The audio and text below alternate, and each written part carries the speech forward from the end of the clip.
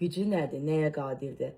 Həqiqətən halal olsun. Xanım həm marafonları insanlara keçirməklə də yanaşı psixoloji tərəfdən çox gözəl təzyiq göstərir. Mənim mamam illərlə də diyetdən uzaq duran adamdır. Necə diyet saxladığını görüb, yəni şoka düşmüşəm.